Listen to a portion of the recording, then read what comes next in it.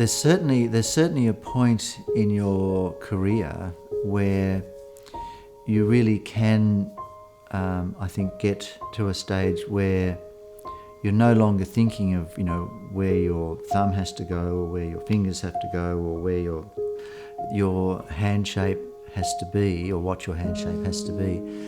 So that the actual making side can become quite an unconscious process.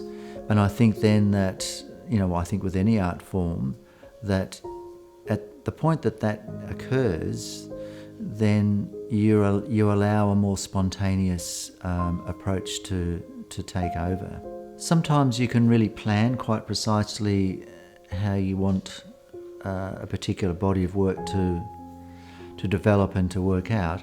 And sometimes it's really quite an intuitive response. It really is a matter of coming out to the studio every day at 8:30, 8:45, as I do, and really seeing what eventuates during the day. Well, I grew up in Melbourne, and I guess I had a pretty standard suburban upbringing, and I went to schools that didn't have a particularly strong art background. I went to La Trobe University after I finished my year 12, but that was to do an arts degree. That didn't really, though, trigger any great interest in any continuing art studies. But I did start to do some amateur photography work, I guess as a result of my upbringing with my brother.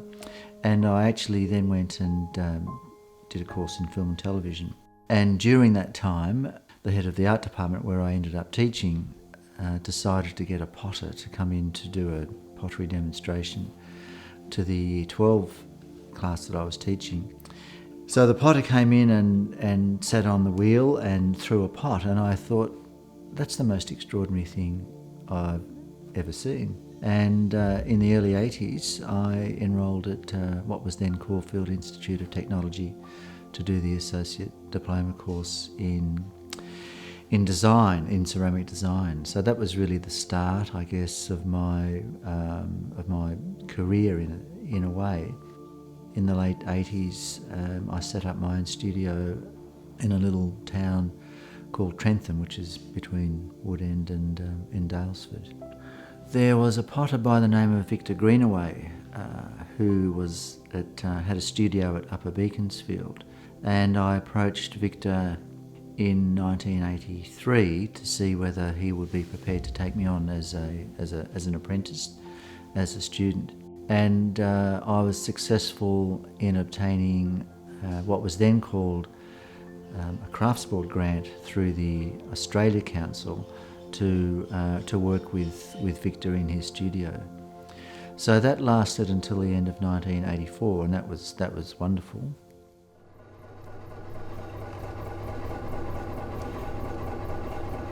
My style has been described as an Oriental classical style, which I'm very happy to take that on board as a style. And yes, I do think I have my own way of making pots.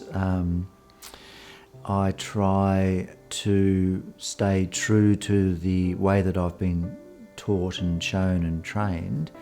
So I guess my style as such has been described as being very minimal or minimalist.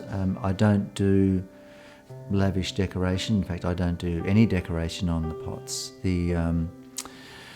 I guess my palette is around developing a range of glaze colours and combinations, and I think people who have known and have liked my work have always made the comment that my glazes are very colourful and very lovely, and I think that that's true. And so I don't decorate in any way other than to bring to the pots I make a particular beauty, I think, with the glazes and the combination of glazes that I use. Look, I do love the whole process. I mean, even the process, and as mad as it might sound, of mopping the studio floor every morning, which is what I do. It actually, in a way, sort of clears the space, both literally and figuratively, for the work of the day that follows. But to actually be on the wheel and to actually have my hands in the clay and to be making the shapes that I do, that's the part that I really I guess that's at the nub, or it's the crux of the creative process, is to be on the wheel and making what I love to make. It's a very basic process, but I find that it continues to